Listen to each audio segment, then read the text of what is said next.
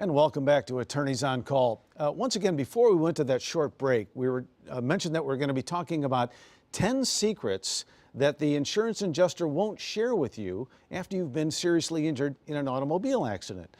Ben and Bob and Ben, tell us a little bit more about this and why it's so important for these people to know, people that are watching, to know about this. Well, and I will say this before we get into it, Drew. There is the same list in probably greater detail on the website. Okay. So if you're watching out there and we don't get a chance to cover all of them today, go to the website, whitleylawfirm.com, which is on your screen there, and you'll be able to find the same 10 secrets the insurance adjuster doesn't want you to know. Awesome. But starting with number one is what to expect. The insurance adjuster is not going to tell you what to expect after you've been in a car accident and it's not your fault.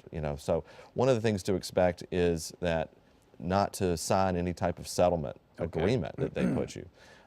Sometimes we've seen lately some particular insurance companies will very quickly tell you that they're willing to pay for your medical expenses.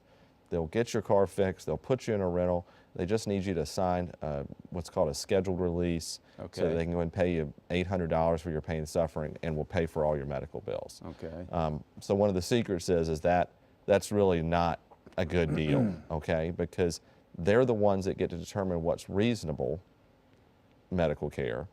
And you don't know that early in any kind of accident what may be wrong with you, So they're hoping that they could offer this settlement to you, that you don't turn on your TV and watch Attorneys on Call and learn this secret, because some people might take it. Okay.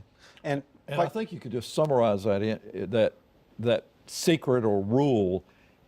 Don't rush to settlement, particularly, and I think maybe the public has an idea that that's okay, because sometimes clients even ask me, the first time I meet with them, well, what do you think my claim is worth? And, there's no way to know that. Hopefully, everybody's going to get well quickly. They'll return to their job.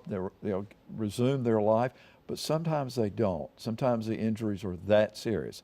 You may know that going in. If you're in the hospital a few days after the wreck, you've had surgery, you're in for the long ride. But in the beginning, you just don't know.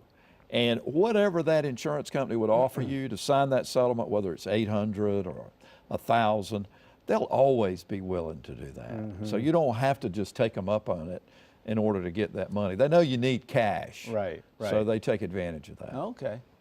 And a lot of times, like with a neck or a back injury, those things can linger, right, and then show up at a much later date.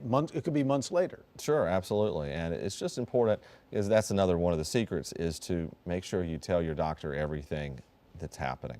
Okay. Sometimes when we have primary injuries, a good example would be somebody maybe hits their knee on the dashboard in a front end type collision, and the knee is immediately in pain. But that same collision caused a whiplash type issue in their neck. Okay. But what they're thinking about right now is how much their knee hurts. Okay. And so they've gone into their doctor and they've talked about the knee. And they haven't mentioned the neck. It's still there, but it's just not a primary issue. But they're thinking about the knee. Maybe some weeks go by, they end up in an orthopedic, and the son of a gun, the neck is still hurting. Okay. Well, there's been weeks that have gone by that they haven't reported that neck, and now they've gone to their general practitioner. The doctor is going to treat the neck, no problem. But that insurance adjuster is going to get those medical records, and they're going to see that there's been weeks before any complaints of pain in the neck, okay? And then they're going to deny the neck, all right? And they're not going to tell you they're going to do that. Okay. And the reason they're going to do that is one of their favorite tricks is called gap in treatment. And that's a gap from the time that you complained of any kind of issue and then to have some treatment. Okay. Don't give them that, and that's something that they won't tell you that they're going to deny later. So the minute you get to the doctor and you go there for your injury, everything that might be hurting or everything that's just not quite right, you got to disclose that right then and there, because they're taking notes, obviously, and it's going to be in your medical record. It's going to be your medical record. And another thing that will happen if you go to a doctor you're not established a patient at, let's say you go to an orthopedic doctor. A lot of times, you get there, you go to your appointment, and they've got a clipboard for you, and they want you to fill out and put your name, your referral source. Right. What are you here for today? Well, some people will forget to write on that clipboard everything that they're in, because they'll figure, well, I'll just tell the doctor. Well, I've seen it in some depositions before, and I've seen it in the defense lawyers will go and get that form that you filled out, and if you're not listing that you had that neck problem on there or that knee problem, they may use that against you and saying that it's not related. And it doesn't make any sense to folks out there watching it, because if you get in a car accident and you haven't had neck pain before and you haven't had knee pain before and now you do, well, it's related to the car accident. Of course it is. Common sense would tell you, Right. I didn't have it before, had the car accident, I had it now. In this world that we deal in the legal world, Okay. common sense doesn't apply. All right, so number one, don't rush to settlement. Don't sign anything right away. Number two, make sure you disclose everything to your doctor. Right. Another one that we hear about is if you're riding in the car with a friend, or a lot more common, a family member, okay? And that family member is the driver, or the friend is the driver, and you're a passenger, and they cause an accident that's their fault. Will your pursuing of the claim put your family member or your friend in some type of financial hardship, even getting an attorney involved? And the answer is no, that's what insurance is for. Okay. Okay? So when we think about these types of claims, this is not money coming out of the pocket of the individual that has been caused the accident. That's what they've paid for in having insurance. So you're riding in the car, your brother's driving, you get in a wreck, and you're kind of injured, and you're afraid to say anything because it's your brother, but Right. you've got some injuries, so you need to file that. Right, well, yeah, you need to not worry about pursuing that claim, because that's not going to cause a financial hardship on your friend or your family member. Okay. And Drew, that's kind of an interesting scenario, because sometimes, Ben, just the opposite of that happens. That is, you've got someone who's been badly injured by a driver, and when they learn that the driver's not going to have to pay any of the consequences, the insurance company's going to do it. Sometimes my clients turn to me and they'll say, but I want him to pay for this. Really? I don't want his insurance company to pay for Okay. this. Okay. And so it's almost the opposite of what Ben is talking about, but it is a phenomena that I see. And, you know, particularly when it's really like a drunk driver, or when the conduct of the responsible driver is more than just ordinary negligence, Okay. speeding or deliberately pulling out in front of someone. Sometimes it's frustrating to our client to know that it's the insurance is going to write the check and not the person responsible. But the message to them is that's the way it works, and that's why we have insurance. And if they were at fault in a wreck, Right. the same thing would be true. They would be protected by the insurance coverage that they took out. Which is why it's legally responsible. You have to have insurance in the state of North Carolina. That's you right. can't be driving around without it. Right. All right, we've talked about 3 secrets. Right. One other secret is, well, if you're asking yourself, you know, I've got an attorney that I've used before to write wills and help me out of a traffic ticket, and kind of a general practice General attorney. practitioner. Yeah, could I just use them instead of using an injury attorney, just because I have this good relationship with them? Well, the answer is no, because just like doctors, everybody concentrates on different areas of the law. Okay. And you want to be good at what you do. And if you concentrate on family law, you want to be the best at family law. Or if you concentrate on criminal law, you want to be the best at criminal law. And that means that those are primarily all the cases that you do. And you're going to continuing education on those subjects. I see. And you're talking to your colleagues and peers on those subjects. You may be part of listservs or national-based groups that give you the leading edge on that subject. And so that's what we concentrate our practice on. And other injury attorneys usually will concentrate their practice just on those cases. And that means you're getting the experience and the prior cases that are similar to yours and how those outcomes have gone have given us the knowledge and experience that we know to maximize the recovery in your case. And so that's a secret that you're not going to think about, is that you Right. need to find someone that concentrates in injury law if you've got an injury case. I bet you've seen that a lot in your career. You do. And Drew, what I see, maybe the most isolated aspect of that, is the value of your claim.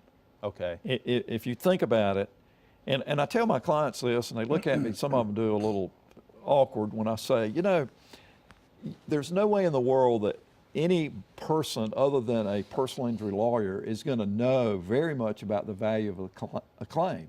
And even as much as we know, we don't know everything, and you never know what a jury is going to award, and that would be the value of that person's claim if they go to court. But I always kind of look at my client and I say, you know, I know what claims are worth better than you do, just like you know your job, whatever it is, better than I do.